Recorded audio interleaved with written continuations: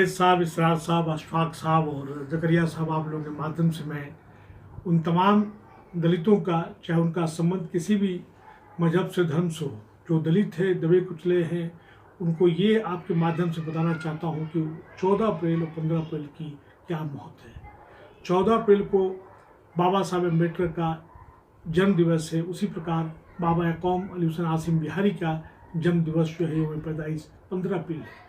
दोनों कंटेम्प्रेरी हैं। एक का जन्म जो है 14 अप्रैल 1891 में, दूसरे का जन्म जो है 15 अप्रैल 1889 को है, और दोनों ने है जो दलितों के लिए बहुत बड़ा बढ़ चढ़ के काम किया है। बाबा साहब तो इतने बड़े महानतम हस्ती हैं, बल्कि पूरे विश्व में उनको सब लोग जानते हैं, और इसका वजह ये है कि वो इतने शिक्षित थे कि मैं समझता हूँ उतना भारत में कोई शिक्षित नहीं। उनकी वजह से आज हम संविधान हमारे पास में है, और फाइनेंशियल सिस्टम जो RBI जो बना है उनके बदौलत है। और उन्होंने दलितों के लिए इतना संघर्ष किया, चाहे पूना पैक्ट की बात करते हो, गोलमेज कॉन्फ्रेंस की बात करते हो, उन्होंने खूब काम किया। उसी प्रकार जो है अगर देखा जाए जिस तरह की ज्योतिबा फुले, सावित्री फुले, शेख फातिमा सब ने काम किया। अली हुसैन आसिम बिहारी ने ढाका से लेकर लाहौर तक, और उसी प्रकार जो है बॉम्बे से लेकर श्रीनगर तक, उन तमाम दलित मुस्लिम, OBC मुस्लिम जो इस्लाम में ऐसे धर्म नहीं है, लेकिन धर्म की वो जो छुआछूत है या अजलाफ अजाल रजील की जो बात कही गई है, उसके लिए लोगों बात कही, उसकी लड़ाई ला। और उनके साथ साथ में जो भी उनके ऑल इंडिया मूवमेंट कॉन्फ्रेंस के जो लीडर्स थे, जैसे मौलाना मजीद हरीरी साहब थे, मंसूर अंसारी साहब थे, हाजी शफीउल्लाह साहब थे, मुख्तार अंसारी, वो तमाम लोगों ने जो लोग थे उन्होंने काम किया।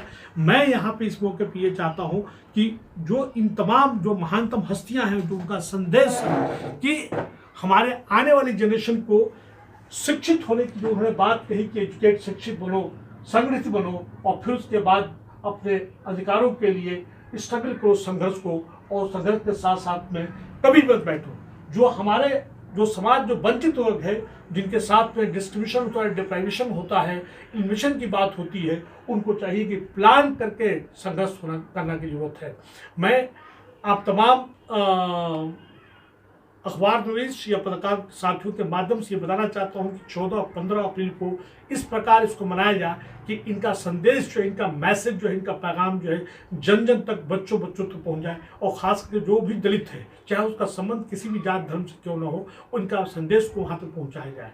अगर वो चाहते हैं कि गुलामगिरी से, और चाहते हैं कि मजदूरी से अगर उठना चाहते हैं, उन्होंने शिक्षा की बात कही, और शिक्षा के लिए चाहे एक रोटी कम खाना पड़े, लेकिन शिक्षित जरूर होना है। और दोनों धर्मों में देखा जाए तो कास्ट सिस्टम है।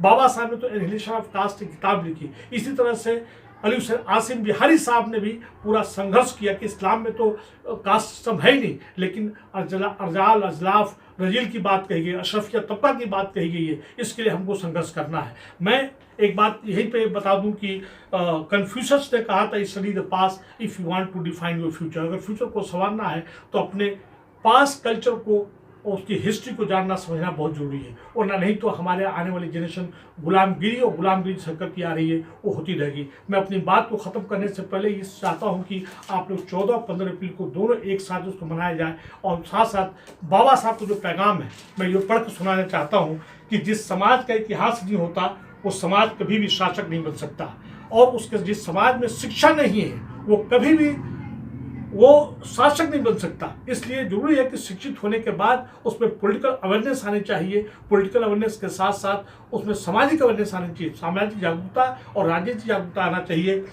क्योंकि इतिहास से प्रेरणा मिलती है, प्रेरणा से जागृति आती है, जागृति से सोच बनती है, सोच से ताकत बनती है, ताकत से शक्ति बनती है, और शक्ति से शासक बनता है।